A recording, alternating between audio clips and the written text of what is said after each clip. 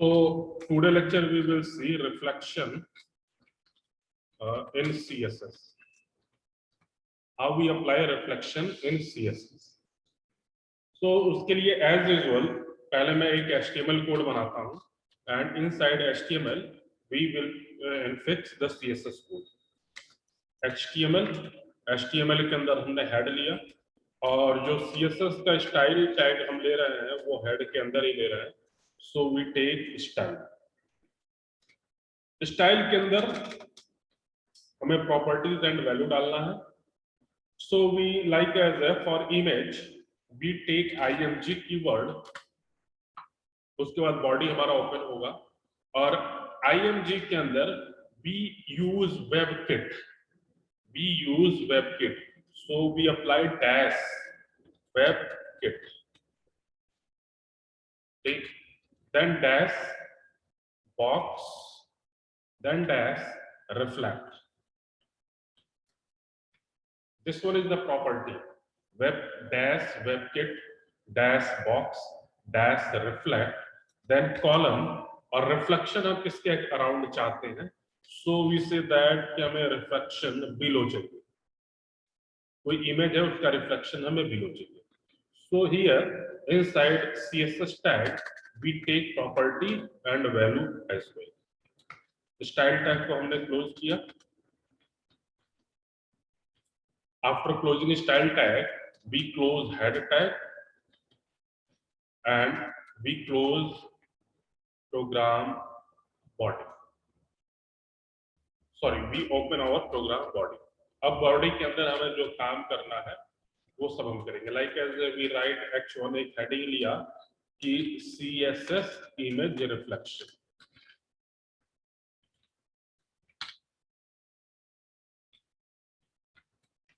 CSS image reflection और इस heading को हम लोगों ने क्लोज कर दिया.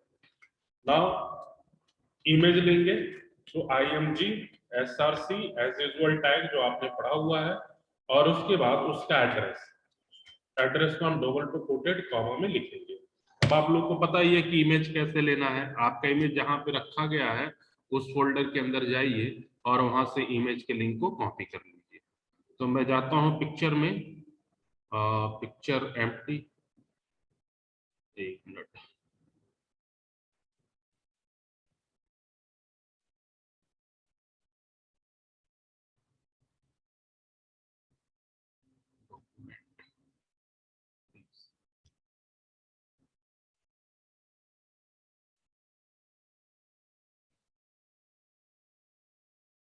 मेरे पास एक इमेज है डेटा कंप्रेशन करके जेपीजी फाइल.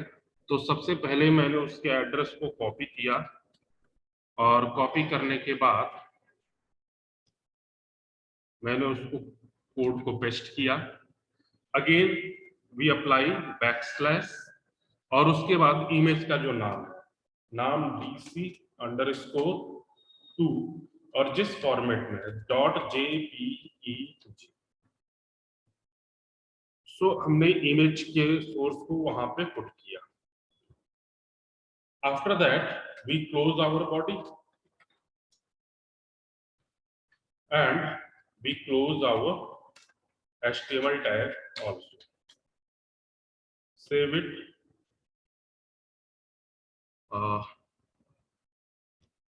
Reflection .html. इसको हमने सेव किया. सेव करने के बाद हम प्रोग्राम को रन करते हैं और रन करने के बाद देखते हैं कि हमारा प्रोग्राम आउटपुट क्या देता है.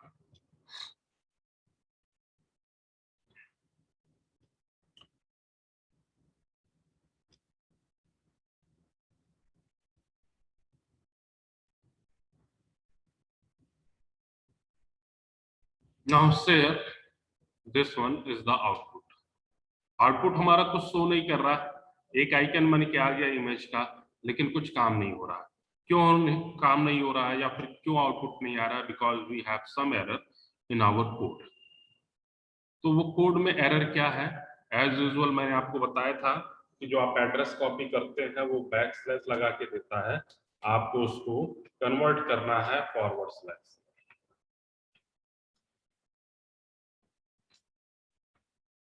अब इस प्रोग्राम को हमने सेव किया और सेव करने के बाद रिफ्रेश कर रहे हैं।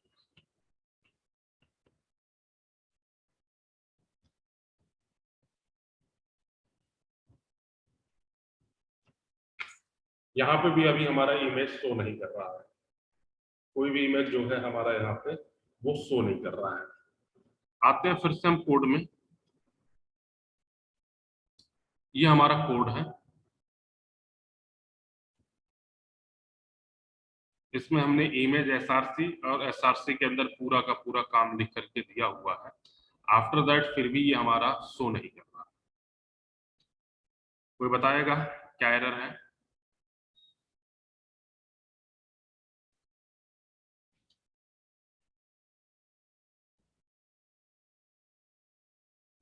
एनीवन?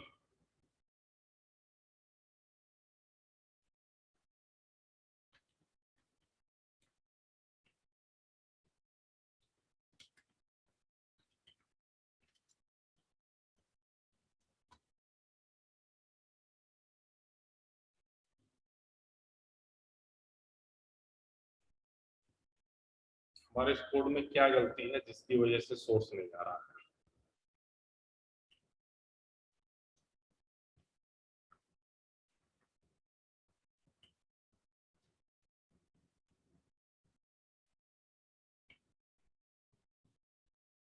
ये सारी चीजें आप लोगों को बताई गई।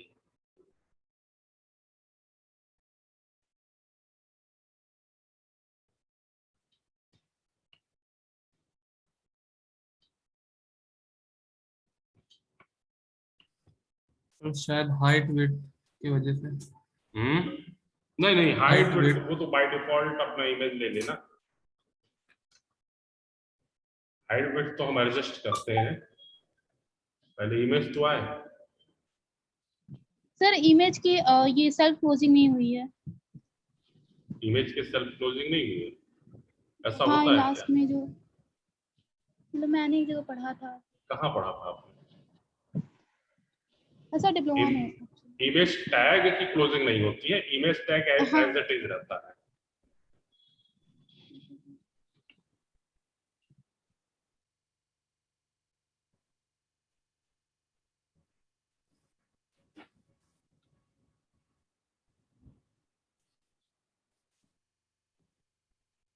सर मेरा काम कर रहा है रिफ्लेक्शन।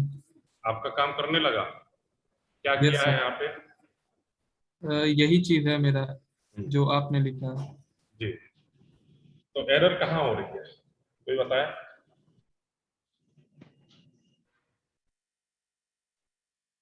यहाँ पे क्यों नहीं कर रहा है? सर एड्रेस सही है जो कॉपी किया। जी।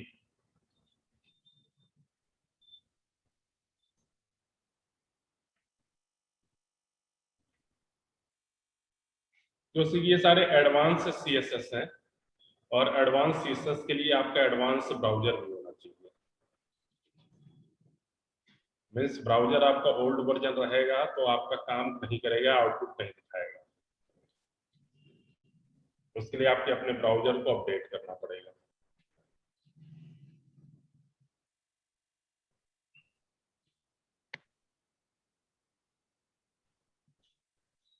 दूसरे ब्राउजर को ओपन करता हूं।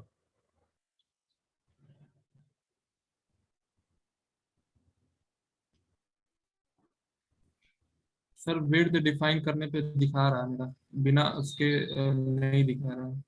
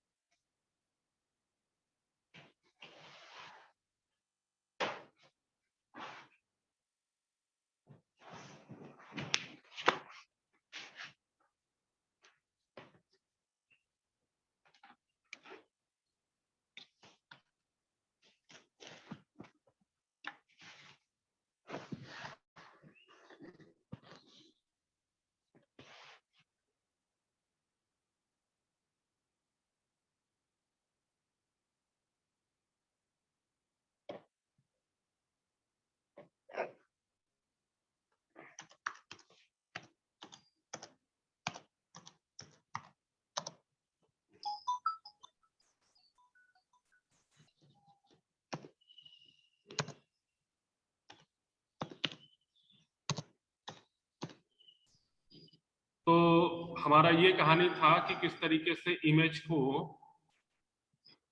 हम किस तरीके से रिफ्लेक्ट करेंगे, और रिफ्लेक्ट करने के लिए हम प्रॉपर्टी क्या क्या डालेंगे।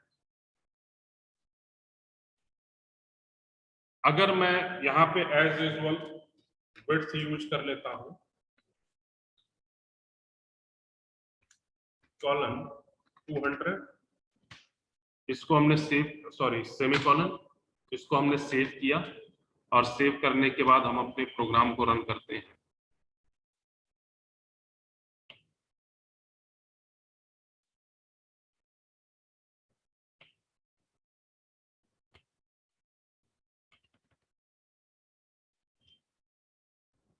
तो ये हमारा आउटपुट देखिए कि इमेज नहीं आ रहा, लेकिन उसका रिफ्लेक्शन नीचे दिखा रहा है। हमारे पास दो बॉक्स बन गया है, एक ओरिजिनल इमेज का, एक डुप्लीकेट वाले इमेज का, यानी जो आफ्टर रिफ्लेक्शन जो हमारा इमेज है। ठीक,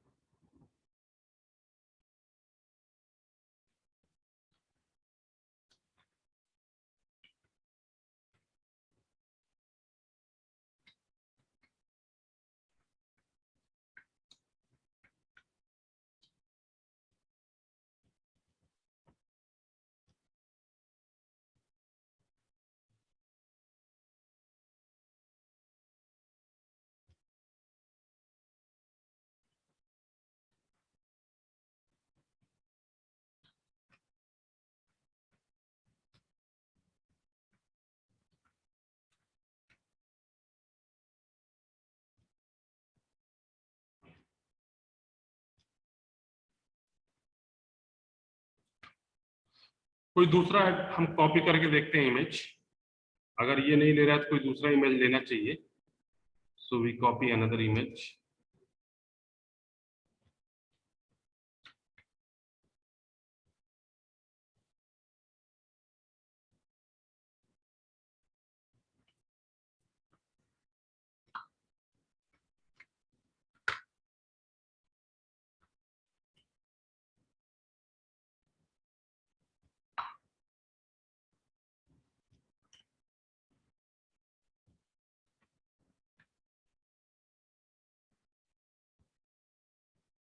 We copy desert.jpeg sample picture //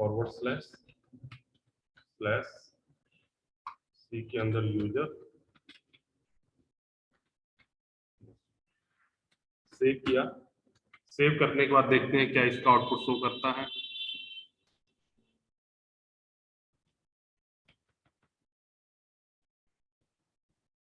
share हमारे फिर वही सेम प्रॉब्लम आ रही है कि इमेज ले नहीं पा रहा है। What is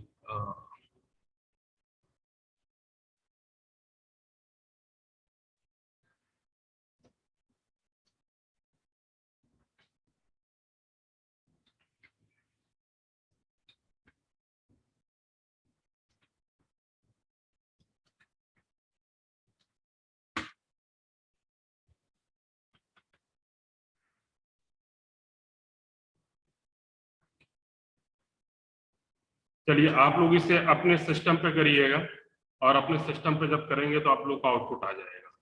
अगर ब्राउजर एडवांस होगा, ओल्ड ब्राउजर है तो पहले उसको रिप्लेस कर दीजिए, या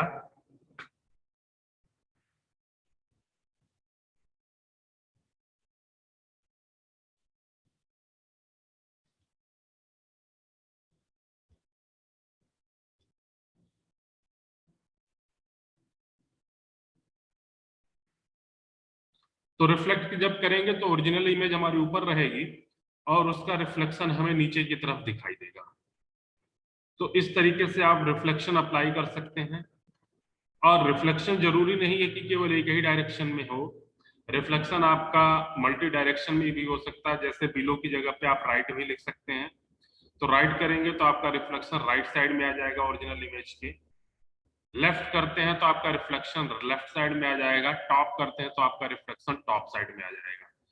इस तरीके से हम ऑब्जेक्ट के रिफ्लेक्शंस को फिक्स कर सकते हैं, या इमेज के रिफ्लेक्शंस को हम दे सकते हैं कि हमारा इमेज कहाँ पे रिफ्लेक्ट करेगा, किस डायरेक्शन में रिफ्लेक्ट करेगा।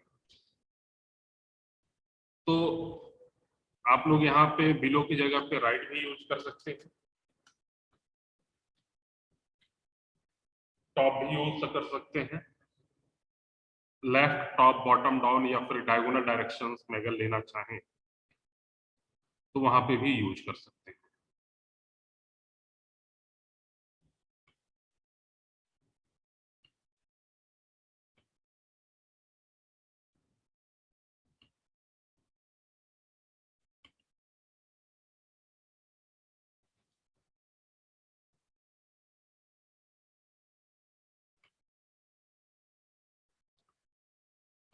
तो हमारा ये इमेज के बाद अब बात करते हैं कि जो हम बटन लेते हैं, जैसे नॉर्मल बटन लेंगे तो बाय डिफॉल्ट वो डिफॉल्ट ही शो करेगा, जो आपका सैंपल होता है जिस तरीके से बटन का आप लोग बनाए भी होंगे HTML पेज में। तो HTML पेज में जो बटन बनाते हो बाय डिफॉल्ट वही शेप, साइज और कलर होता है, लेकिन उसको आप चेंज करना चाहते हैं तो उस बटन को किस तरीके से चेंज कर सकते हैं।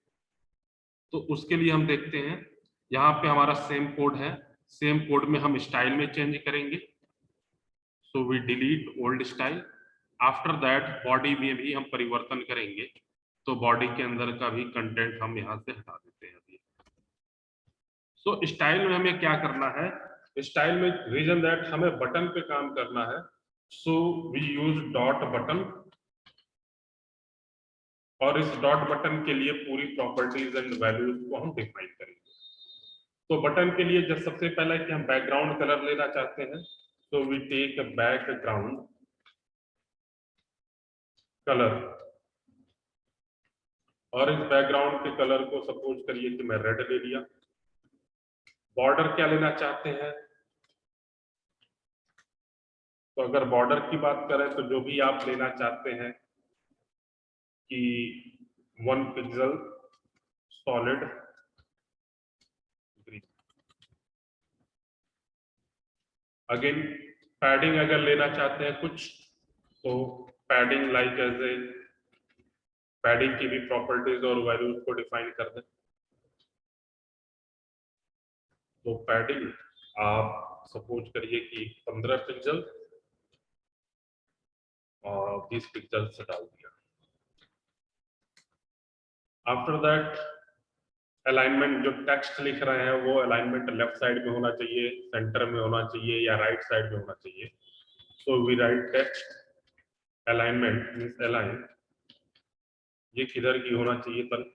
सो we define this one is centre.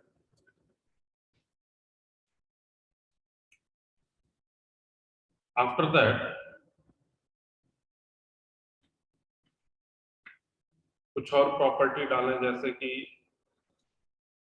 Font size क्या हो, तो वी राइट फॉन्ट साइज हमारा मान लीजिए 16 पिक्सल से डाल दिया।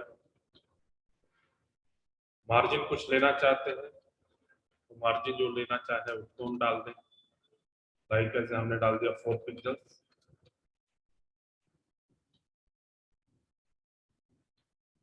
बस इतना प्रॉपर्टी अभी हम डिफाइन करते हैं, जो भी हम बटन बनाएंगे उसके अंदर हमारी ये सारी प्रॉपर्टीज आती रहेंगी। उसको स्टाइल को बंद किया, हेड को बंद किया, बॉडी शुरू किया, और इस बॉडी के अंदर हमने एक बटन लिया BUTTON बटन, ठीक है। और ये बटन हमारा सपोज करिए कि नॉर्मल ही बटन है, लिख के आए कि डिफॉल्ट बटन। मतलब इसमें ये जो बटन बन के आएगा इसमें हमने कोई CSS वाली प्रॉपर्टी जो ऊपर डिफाइन की है वो कोई नहीं रहेगी, ठीक है। वो बाय डिफॉल्ट जो जैसा बन के आता है उसी तरीके से बन के आएगा। नेक्स्ट कि हम दूसरा बटन लेते हैं, एक और button. So we take a button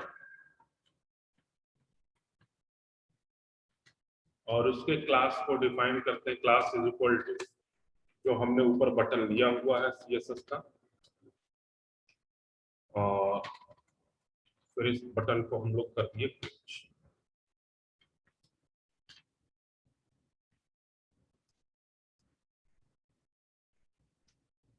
next input type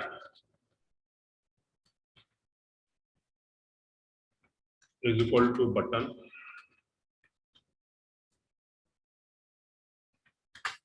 class क्या था हमारा, class is equal to button,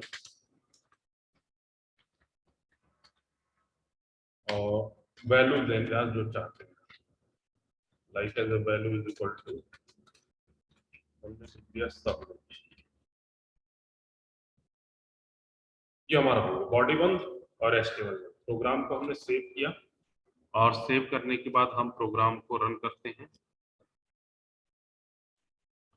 तो यहाँ पे देखिए आउटपुट में, तो एक तो हमारा ये default button as it is बन के आया, और एक दूसरा बटन जो हमने लिए थे ये था, और एक तीसरा बटन जो लिया था हमने ये था। अब इसमें सीएसएस की प्रॉपर्टी जो भी अप्लाई की गई है, जैसे कि पहला वाला बटन तो हमारा डिफॉल्ट बटन है, और दूसरा जो बटन लिया था बटन क्लास बटन, और उसके अंदर हमने डॉट डॉट लिखा था, और एक तीसरा इनपुट टाइप का बटन लिया था जो हमारी प्रॉपर्टी को सेटिस्फाई कर रहा है कि भाई कलर रेड होना चाहिए, बैकग्राउंड बॉर्डर हमारा 1 पिक्सल सॉलिड होना चाहिए, टेक्स्ट अलाइनमेंट सेंटर होना चाहिए, 16 पिक्सल का होना चाहिए, मार्जिन हमारी 4 पिक्सल होनी चाहिए। तो ये सारी चीजें हमारी जो बटन हमने डिफाइन किया हुआ है उसको सेटिस्फाई कर रहा है। अब बात आती है कि भाई बटन हमारा कई तरीके से हो सकता है, कई फॉन्ट में हो सकता है, बटन की लंबाई चौड़ाई भी अलग हो सकती है, बटन का शेप भी अलग हो सकता है। शेप कहने का मतलब जरूरी नहीं है कि हमेशा बॉक्स साइड में ही आए, उसे सर्कुलर भी बना सकते हैं आप, कॉर्नर को कुछ कम ज्यादा भी कर सकते हैं।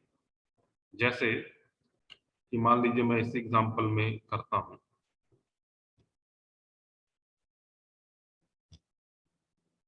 ये आपका है,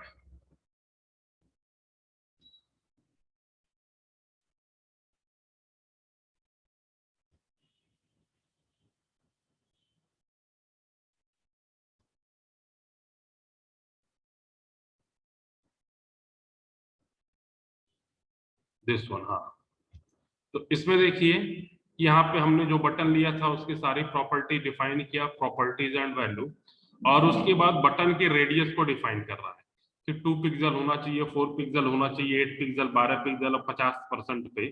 तो यहाँ पे जो इमेज दिखाया गया है, इस इमेज में देखिए कि हमारा कॉर्नर में 2 पिक्सल हुआ, फिर 4 पिक्सल हुआ, फिर 8 पिक्सल हुआ, 12 पिक्सल हुआ, और 50 कर देंगे तो हमारा एक इलिप्स टाइप का बन गया। तो इस तरीके से आप बॉर्डर के रेडियस पे भी डिपेंड कर सकता है। अगर आप बॉर्डर का रेडियस अलग अलग करेंगे तो आपके जिस हिसाब से बॉर्डर का रेडियस होगा उस रेडियस पे कर्व होना शुरू हो जाएगा हमारा ऑब्जेक्ट। तो सेम कॉन्सेप्ट है, सेम चीज कि अगर हम यहाँ पे बटन को डॉट बटन, और इस बटन को हमने क्या किया कि इसके अंदर प्रॉपर्टीज और वैल्यू डाला कि बॉर्डर का जो रेडियस होना चाहिए वो हमारा, सपोज करिए कि मैंने लिख दिया 12 पिक्सल। ठीक, अब इसको हम सेव करते हैं, और सेव करने के बाद प्रोग्राम को हम रन करते हैं।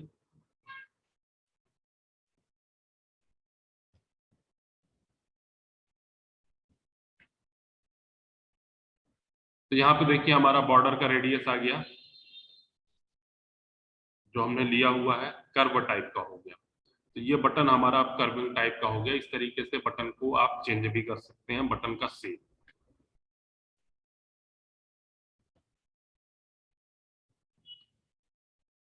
अगर मैं यहाँ पे 50 पिक्सल की जगह पे परसेंटेज में वैल्यू डालूं, लाइक एज 50% कर दूं, तो 50% करने के बाद आपका जो आउटपुट होगा, मैं इसको रिफ्रेश कर रहा हूँ, और रिफ्रेश करने के बाद देखिए एलिप्स टाइप का आपका बनता चला गया।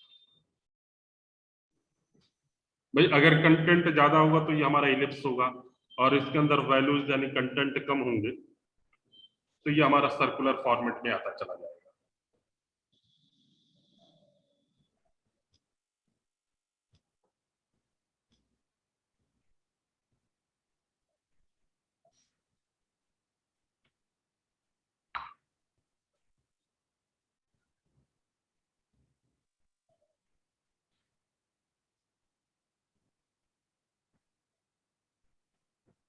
तो इस तरीके से आपके CSS बटन पे बहुत सारे ऑपरेशन परफॉर्म हो सकते हैं, और आप लोग अगर करना चाहें तो नेट्स पे जा करके देख सकते हैं क्या क्या प्रॉपर्टीज डिफाइन की गई हैं, क्या क्या वैल्यूज हैं, क्योंकि कि यथा समुंदर है, जितना आप लोग कोशिश करेंगे उतना सीखेंगे।